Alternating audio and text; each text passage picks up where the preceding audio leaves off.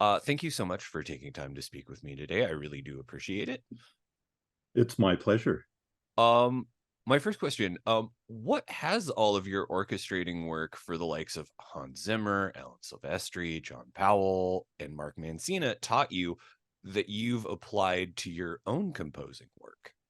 It's really interesting. I think one of the things is I have been around so long and had a chance to work with all those people you said and absorb things from them, right? That when I was younger, I have to say I felt like I was a little safe in my composition, that I wanted to make sure that things would be very playable by the orchestra and that there wouldn't be any issues. And I kind of, in my ignorance, I suppose, didn't realize how stunningly amazing the musicians are that I have a chance to work with, and that they can pretty much play anything. So I'd say the probably the biggest thing I took away from working for those folks was that I could really challenge the musicians, and I didn't have to worry about making it easy or whatever. And in fact, I think that's one of the things that the musicians kind of enjoy about my compositions is that I do challenge them, and it's not just a lot of whole notes, or they have a lot of notes to play, and so there's stuff for them to dig into, and I think really challenge them as musicians. Um, uh, in terms of challenges, are there challenges for you as a composer in working around songs, like in something like Wish, or does that offer you a structure around the work? I think it's really kind of both. There's the challenge of the big. I think so. I arranged and orchestrated the songs as well, and so one of the things I had was an advantage, right, over somebody who's just doing the score composition and not involved with the song. So kind of we did the songs first, and so when I was working on the songs, I was constantly thinking of, oh my gosh, how am I going to get into the song from the score, and then conversely get out of the song and back into score and make it seamless so that it just didn't feel like it was a start and stop kind of experience. So it was really I really had the benefit, honestly, of being involved in the songs as well. And but though part of that then was the challenge of the songs and how to make them sound like they're going to fit into the world that we were creating of Wish. And so it's but that's always part of the joy to me, is trying to figure out those puzzles. I look at this work as really just a big giant, puzzle, and you have pieces to work with, and it's a matter of finding the right spot for each one of those pieces. Given that you've been doing work on Disney films for almost 30 years now, that seems to make you like the perfect person to have done the score for Once Upon a Studio. Uh, how did you manage to condense 100 years of Disney music into less than 10 minutes for that short film? Yeah, well, that it was honestly a complete blast for me. That was like, and you said it. It really is kind of right up my alley, and I think I was probably a fairly decent choice for doing that job. And but really, honestly, Nick, I've worked on so many films, and they've also been the Disney canon has just been a part of my life. Even when I was a little kid, I listened to Disney music, saw Disney films all the time, and so I think it's and even going through my 30s when I had kids. I came back to seeing and watching and listening to a lot of Disney music. So and also over the decades, I've accumulated these scores because I've been involved in different aspects of Disney, different worlds of Disney, and so I have copies of the score for Snow White.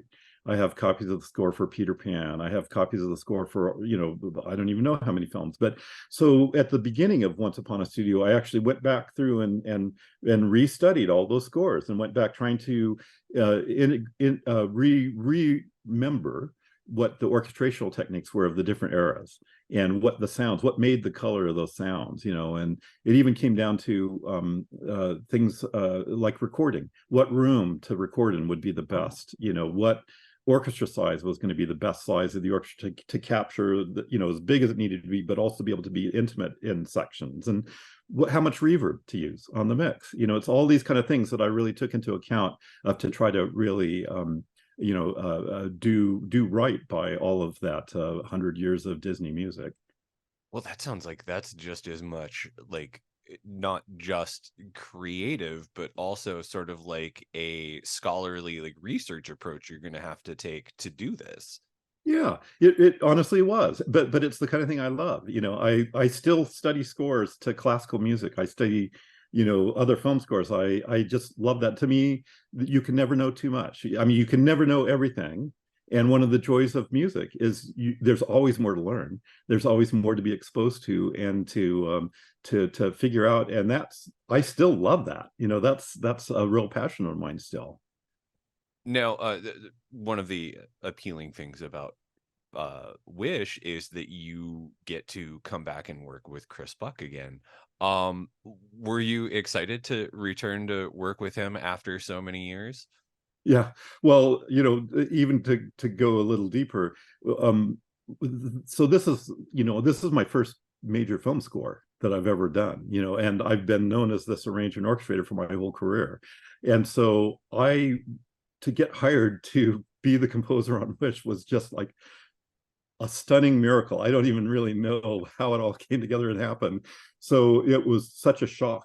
And then when I realized Chris was one of the directors, it was like, oh my gosh, there's nobody better that I could have this experience with, because he's just a wonderful person and an incredible director, and such a wonderful artist. And so yes, the short answer is I was overjoyed to be working with Chris again. I've spoken with a lot of composers over the years, and you're one of the few who has worked on so many animated films. And I'm curious as to, are there particular challenges that, or like interesting stories that might come about from working with an animated film versus a live action film? I imagine that the lead time for an animated film is much longer.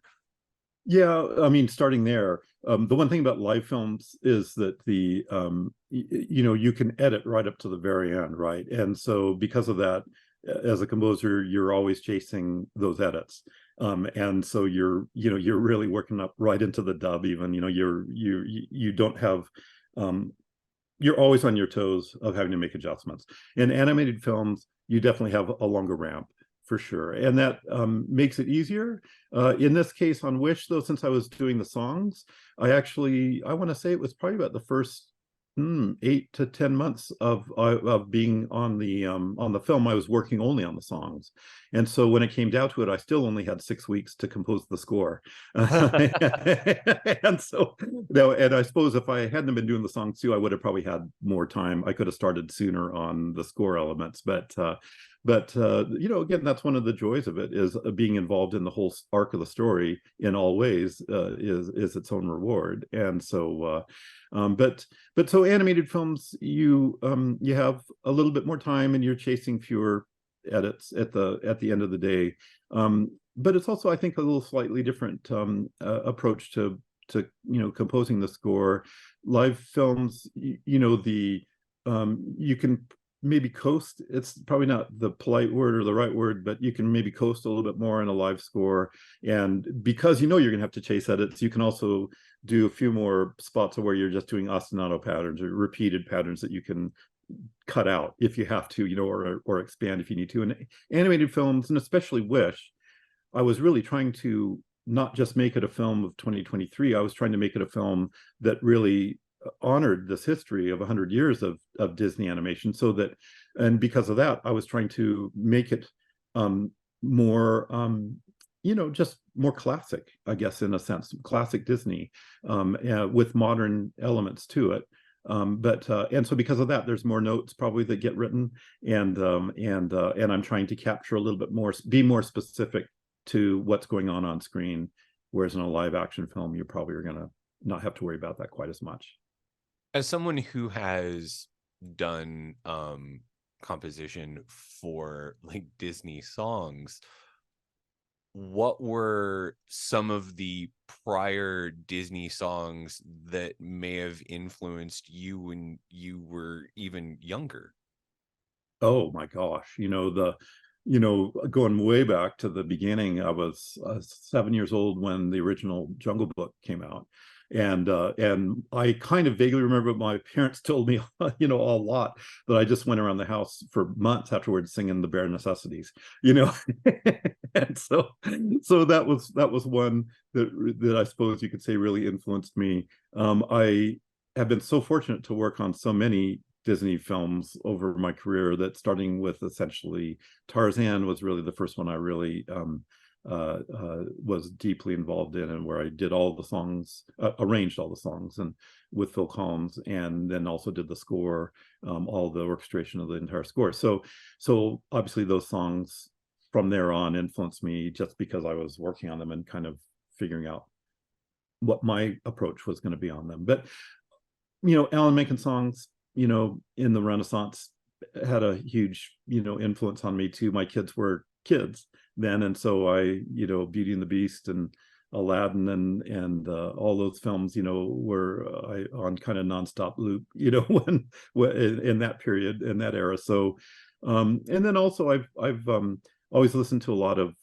cast albums, I guess, when I was young, Broadway cast albums. So I had that kind of influence as well, even non-Disney thing projects, but The Music Man or Sound of Music or West Side Story was a huge one. You know, I even now still go back and listen to West Side Story all the time, because to me it doesn't kind of get much better than that as far as narrative arc on songs.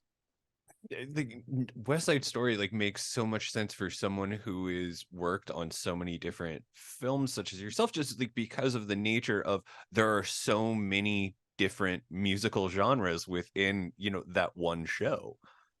That's a great observation, and I actually never thought of it before, but you're right. It goes into so many different musical worlds, and I think that's one of the things that always has attracted me. I've always been interested in all sorts of different music, and I think that's helped me.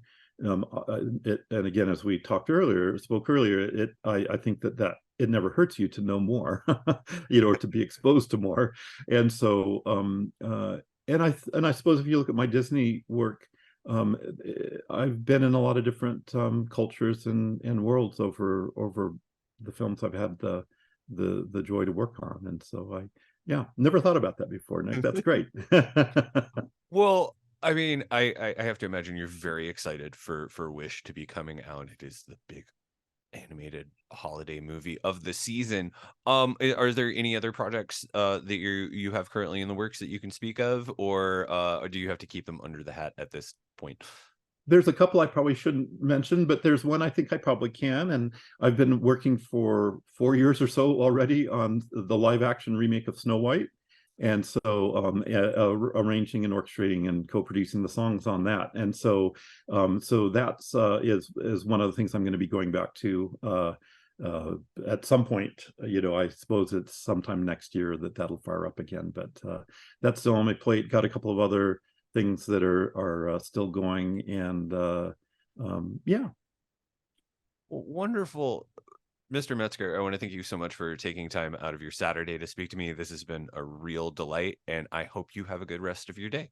Great. Thank you so much, Nick. It's just been a pleasure to speak with you, and I appreciate you taking the time to talk on a Saturday as well. You're very welcome. Goodbye, sir. Great. Have a great day. Bye. Bye.